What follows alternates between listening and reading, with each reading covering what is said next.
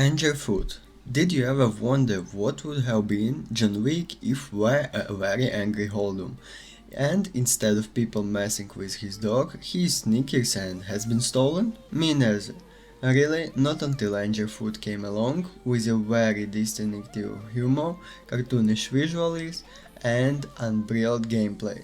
The title, published by developer Digital, is presented to us as a first-person kicking game, very funny and quickly violent. The story follows our protagonist Angel Foot, a criminal who has finally managed to get his hand and on the last set on sneakers needed to complete his collection. Unfortunately, one of the four gangs that rule the city, the Gang of Violence, commits the worst decision of their careers by stealing his much coveted footwear. With rage coursing through his very legs, Angerfoot sets out to get back what's his in a revenge odyssey where he kicks everything in his path. It's a comical plot from start to finish, sprinkled with action that makes it clear what the adventure has in store for us. It's a very particular kind of humor, and maybe it won't quite fit some more people, but truth be told, I love this style of comedy. Even so, it is not as if it were a central axis of the title, but an enjoyable addition. The gameplay is where Angel Food shines, and it's not surprise. We'll be traveling through different areas, each belonging to one of the four gangs in the city, and we will advance through levels until we reach the bosses of the zone. As we advance, we will be presented with new enemies, weapons, and some other mechanics linked or not to terrain, such as explosive barrels or toxic water that drains our health. The design of the maps are fairly linear for the most part, but some hide secrets, shortcuts or slightly secondary paths to make navigation more entertaining. Probably one of the best games I have ever played in the years. It's just fun, silly fun. Just spend 8+ hours pulvering your way through an Adult Swim show. Combat feels really good, and the physics make it both comedic and badass to kick and shoot at enemies from room and to room, and watch them fly over their furniture like your John Wick meets Bugs Bunny. Game never feels unfair. You just have fun, getting through each level until you figure it out. Hotline Miami style. While a lot of them are niche, the different shoes and their habits make it fun to play through each level, even if you're not going to do it for challenging. The hub intermission areas are great and have hilarious writing. Oddly enough, I am reminded of Sludge's life when going through them. It's always fun to explore and see what odd thing you can find. Only two pet peeves I can think of. The flamethrower is particularly a meme weapon. It will kill you more often than you kill enemies, and I swear, the fire only spreads in a way to kill you.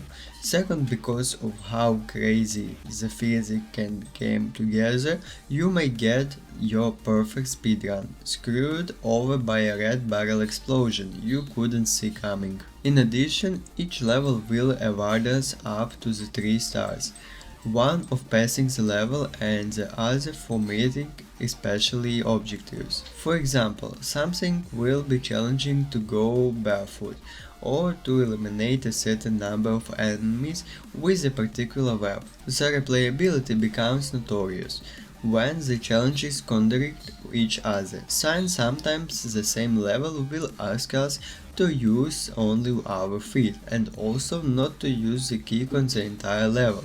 That is to say, we must play the map at least twice if we want fully complete it. While we can ignore these secondary goals and get 1 star at a time, it will be up to each player to decide if they want to get new skills faster or not. Every 5 stars will unlock a new pair of shoes, each with its own bonus.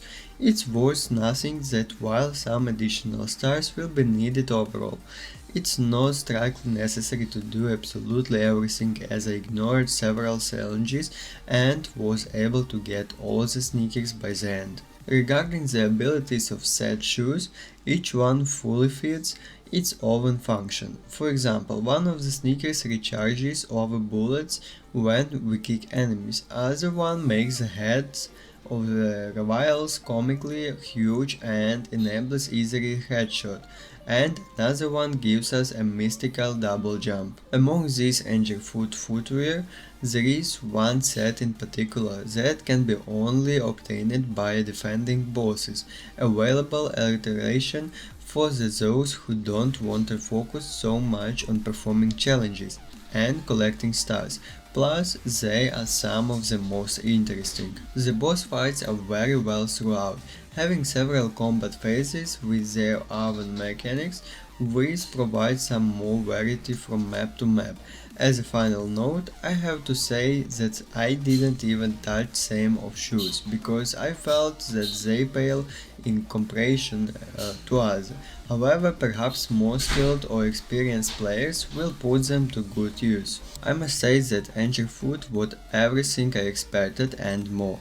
I don't usually play this type of genre, arcade style, so on, but this title hooked me easily. What I'm looking forward to this is seeing the speedrunner community play it, witness the unholy runs that will emerge. Angerfoot is a game full of humor, and its frenetic gameplay invites us to a good time of crazy action. Its visuals are accompanied by a lively soundtrack that does nothing but nominate you throw kicks through the air, just don't aim them at the monitor if an enemy kills you and starts dancing on the corpse. Without further, also, I invite you to lace up your sneakers and enter the world of Angerfoot. It's time to kick some handles.